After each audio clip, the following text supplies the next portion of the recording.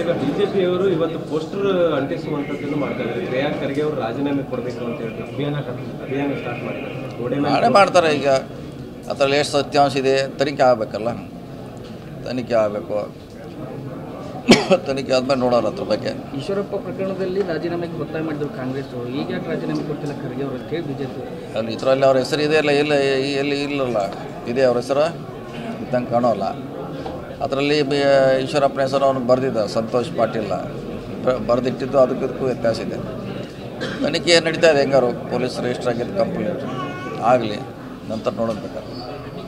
ಈಗ ಬಿಜೆಪಿಯವರು ಇವತ್ತು ಪೋಸ್ಟರ್ ಅಂಟಿಸುವಂಥದ್ದನ್ನು ಮಾಡ್ತಾ ಇದ್ದಾರೆ. ಪ್ರಿಯಾಂಕ್ ಖರ್ಗೆ ಅವರು ರಾಜೀನಾಮೆ ಕೊಡಬೇಕು ಅಂತ ಹೇಳ್ತಾರೆ. ಅಭಿಯಾನ ಸ್ಟಾರ್ಟ್ ಮಾಡಿದ್ದಾರೆ. ನಾಳೆ ಮಾಡ್ತಾರೆ. ಈಗ ಅದರಲ್ಲಿ ಎಷ್ಟು ಸತ್ಯಾಂಶ ಇದೆ ತನಿಖೆ ಆಗಬೇಕಲ್ಲ, ತನಿಖೆ ಆಗಬೇಕು.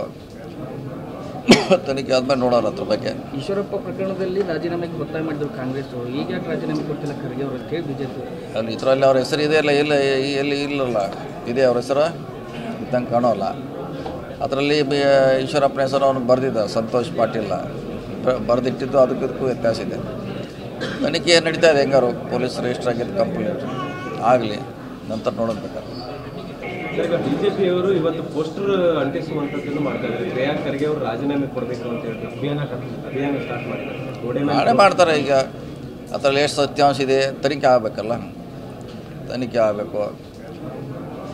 ತನಿಖೆ ಆದ್ಮೇಲೆ ನೋಡೋಣ ಅದ್ರ ಬಗ್ಗೆ. ಈಶ್ವರಪ್ಪ ಪ್ರಕರಣದಲ್ಲಿ ರಾಜೀನಾಮೆಗೆ ಒತ್ತಾಯ ಮಾಡಿದ್ರು ಕಾಂಗ್ರೆಸ್, ಈಗ ಯಾಕೆ ರಾಜೀನಾಮೆ ಕೊಡ್ತಿಲ್ಲ ಖರ್ಗೆ ಅವರು ಅಂತ ಹೇಳಿ ಬಿಜೆಪಿ.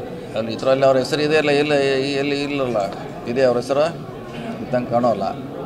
ಅದರಲ್ಲಿ ಈಶ್ವರಪ್ಪನ ಹೆಸರು ಅವ್ನಿಗೆ ಬರೆದಿದ್ದ ಸಂತೋಷ್ ಪಾಟೀಲ್ ಬರೆದಿಟ್ಟಿದ್ದು, ಅದಕ್ಕೂ ವ್ಯತ್ಯಾಸ ಇದೆ.